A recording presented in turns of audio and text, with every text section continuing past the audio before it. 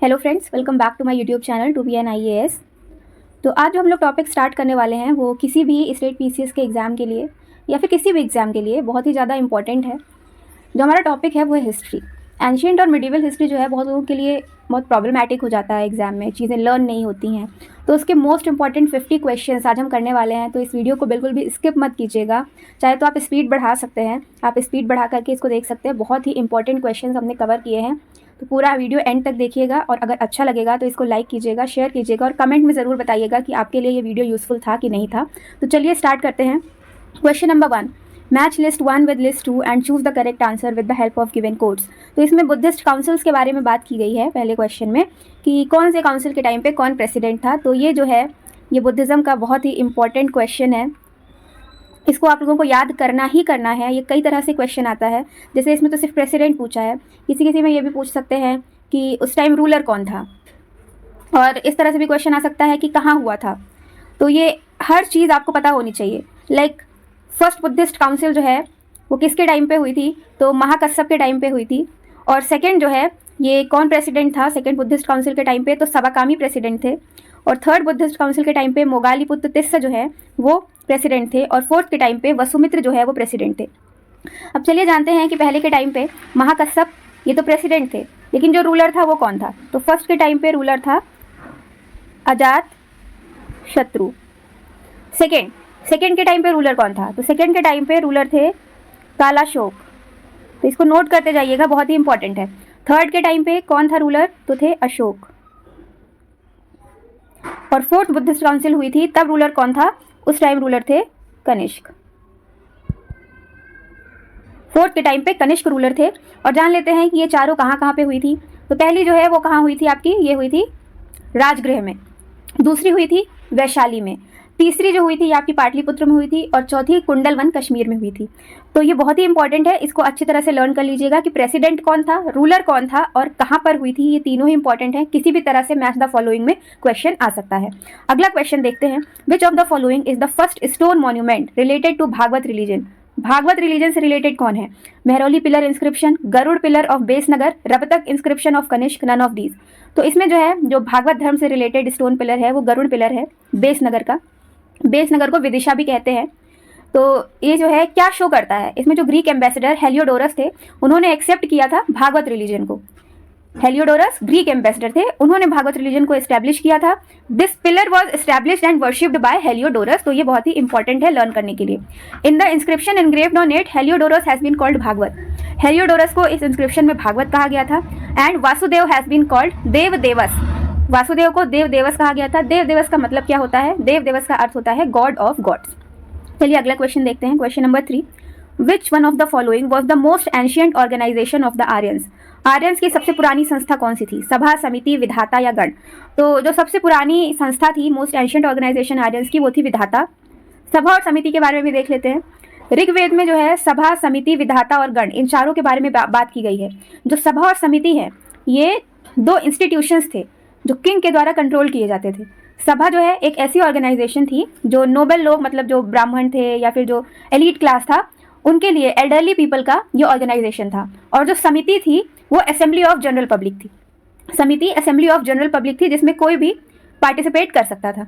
तो ये इसका अंतर हो जाएगा सभा समिति का। और जो सबसे पुराना एंशियंट ऑर्गेनाइजेशन जो आर्यंस का था वो क्या था, विधाता था। क्वेश्चन नंबर 4 देखते हैं। The Rigvedic period people were not familiar with which one of the following, copper, barley, horse, iron. तो किससे फेमिलियर नहीं थे ऋग्वेदिक पीपल, तो आयरन से फेमिलियर नहीं थे ऋग्वेदिक लोग। कॉपर तो है वो जाना जाता था उस टाइम पे। कॉपर और ब्रॉन्ज इन दोनों के जो रेफरेंसेस हैं वो हमें ऋग्वेद में मिल जाते हैं।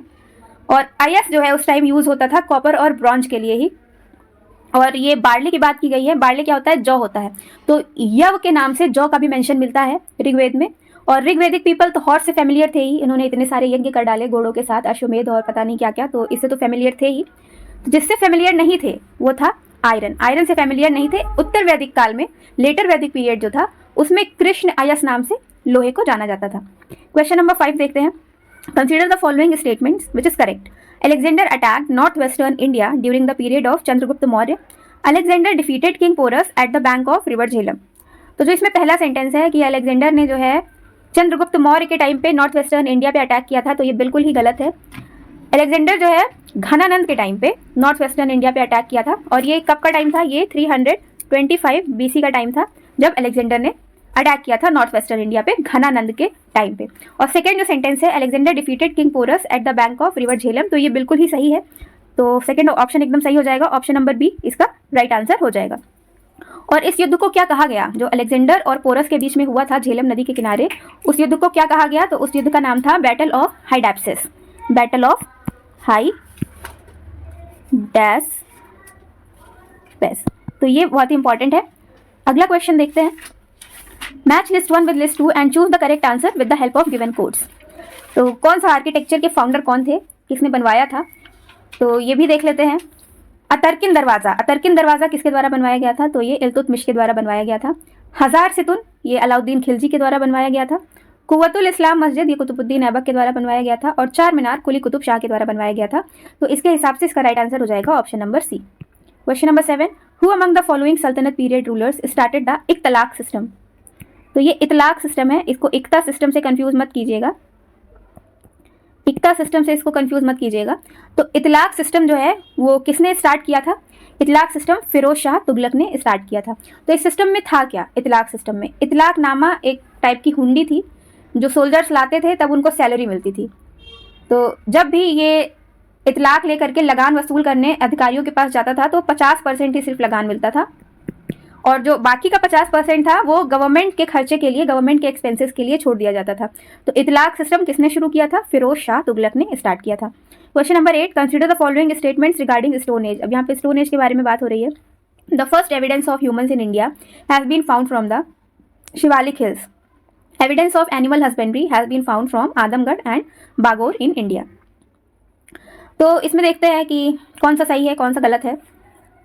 शिवालिक हिल्स से तो बिल्कुल भी ह्यूमन एविडेंस नहीं मिला था। पहला नर्मदा वैली से मिला था। फर्स्ट ह्यूमन एविडेंस जो था वो हमारा नर्मदा वैली से मिला था। तो पहला गलत हो जाएगा statement. Evidence of animal husbandry has been found from Adamgarh and Bagor in India. तो आदमगढ़ और बागोर ये दोनों बिल्कुल ही सही है। तो आदमगढ़ कहाँ पे है? आदमगढ़ मध्य प्रदेश में है और बागोर जो है भीलवाड़ा राजस्थान में है। तो option number B second only इसका राइट आंसर हो जाएगा। क्वेश्चन नंबर 9 देखते हैं। Which was the stone age site named Tambavati where the residents were both farmers and cattle rearers and also knew how to smelt coppers. तो copper smelting जानते थे वो लोग, इसीलिए उस जगह का नाम तांबावती पड़ा था और उस जगह का नाम था अहाड़। अहाड़ कहाँ पे है? ये चैल्कोलिथिक साइट है साउथ ईस्ट राजस्थान में। साउथ ईस्ट राजस्थान में ये एक चैल्कोलिथिक साइट्स है। यहाँ के जो पीपल थे वो बेसिकली फार्मर्स थे, एनिमल रियरर्स थे और ये कॉपर स्मेल्टिंग भी जानते थे, इसी वजह से इसको तांबावती भी कहा जाता था। अगला question, question number 10, choose the correct statement from the following regarding Indus valley civilization. तो इंडस वैली सिविलाइजेशन के बारे में सही क्या है वो हमें फाइंड आउट करना है। A place named Hulas is situated in Meerut district of Uttar Pradesh. तो ये बिल्कुल ही गलत है। हुलास मेरठ में नहीं है। हुलास जो है वो हमारा सहारनपुर में लोकेटेड है। हुलास सहारनपुर में लोकेटेड है। From the pursual of the script of Harappan civilization, it has been revealed that the people of this civilization had trade relations with the people of the Sumerian civilization. तो इतना भारी भरकम sentence देख के एकदम डर मत जाइएगा कि अरे ये तो सही होगा, हमें तो आ ही नहीं रहा है। इसमें एकदम बेसिक देखिएगा, पर्सुअल ऑफ द स्क्रिप्ट पहली ही लाइन में दिया है। हड़प्पन सिविलाइजेशन की जो स्क्रिप्ट है अभी तक डिसाइफर ही नहीं हुई है, तो उस स्क्रिप्ट से कुछ जाना कैसे जाएगा? तो ये भी गलत हो जाएगा। The Harappans had knowledge of gold, silver and iron. Gold, silver और आयरन बिल्कुल नहीं, आयरन के बारे में नॉलेज नहीं थी, तो इस वजह से ये गलत हो जाएगा। गोल्ड की नॉलेज थी, सिल्वर की नॉलेज थी, ब्रॉन्ज की नॉलेज थी, टिन की नॉलेज थी, लेकिन आयरन की नॉलेज नहीं थी, तो ये भी गलत हो गया। तो सही क्या बचा? Depiction of cows is not found in the seals and terracotta artifacts of the Harappan culture. तो ये बिल्कुल ही सही आपका आंसर हो जाएगा, option number D. Question number 11, the Sohgaura copper plate inscription. तो ये तो मोस्ट इंपॉर्टेंट है भाई, एकदम याद ही कर लेना है इसके बारे में। सोहगौरा कॉपर प्लेट इंस्क्रिप्शन के बारे में, ये किस पीरियड की थी? मौर्यन पीरियड की। From which the description of the granary is found has been obtained from which of the following places in उत्तर प्रदेश। तो सोगौरा कॉपर प्लेट इंस्क्रिप्शन कहाँ से पाया गया है? तो ये गोरखपुर से पाया गया है। गोरखपुर कौन सी नदी के किनारे है? तो राप्ती नदी के किनारे है, ये भी याद कर लीजिएगा। तो ये किस राजा के टाइम पे था सोगौरा? तो ये इसमें मेंशन किया गया है चंद्रगुप्त मौर्य के बारे में। बहुत फेमाइन आ गया था उस टाइम पे, अकाल पड़ गया था, तो उस टाइम ग्रेनरीज बनवाई थी चंद्रगुप्त मौर्य ने तो जो रिलीफ वर्क किया गया था उनके द्वारा, उसके बारे में सोहगौरा कॉपर प्लेट इंस्क्रिप्शन में मेंशन किया गया है, और ये कहाँ पर लोकेटेड है? गोरखपुर, उत्तर प्रदेश में लोकेटेड है। तो ये बहुत ही इंपॉर्टेंट क्वेश्चन है, इसे बिल्कुल ही एकदम लर्न कर लीजिएगा। क्वेश्चन नंबर 12 देखते हैं। Choose the incorrect statement regarding Harappan civilization. इसमें इनकरेक्ट फाइंड आउट करना है हड़प्पन सिविलाइजेशन के बारे में। Evidence of dockyard has been found from Lothal situated near the gulf of Khambhat. तो ये तो सही है। Evidence of plowed land has been found from a place named Kalibangan situated in Bhilwara, Rajasthan. A large inscription in Harappan script has been found from Dholavira in Gujarat. A replica of plow made by baked clay has been found from Banavali situated in Haryana. ये भी correct है, ये भी correct है, ये भी correct है। Second जो है वो रॉन्ग है। क्यों रॉन्ग है? क्योंकि ये तो सही दिया है कि हाँ कालीबंगा से जुते हुए खेतों के साक्ष्य मिले थे, लेकिन और राजस्थान से भी मिले थे, ये भी आपको पता है, लेकिन राजस्थान में कहाँ से मिले थे? तो इसको अगर आपको नहीं पता होगा तो आप गलत कर देंगे। भीलवाड़ा से नहीं मिला था, हनुमानगढ़ डिस्ट्रिक्ट जो था राजस्थान का, वहाँ से कालीबंगा के हनुमानगढ़ डिस्ट्रिक्ट से ये प्लॉट लैंड मतलब जुते हुए खेतों के साक्ष्य मिले हैं। तो इस वजह से बी जो है रॉन्ग हो जाएगा। बाकी तीनों करेक्ट हैं और ये तीनों इन्फॉर्मेशन आपके बहुत काम की हैं, इसे भी राइट डाउन कर लीजिए या फिर लर्न कर लीजिए कि डॉकयार्ड का एविडेंस लोथल से मिला था नियर गल्फ ऑफ खंबात, और large inscription in Harappan script has been found from Dholavira in Gujarat, और बेक्ड क्ले का हल जो है उसका रेप्लिका कहाँ मिला था? बनावली, जो कि हरियाणा में है। Question number 13, which of the following sites of Harappan culture is not situated in Sindh. Sindh में कौन नहीं है?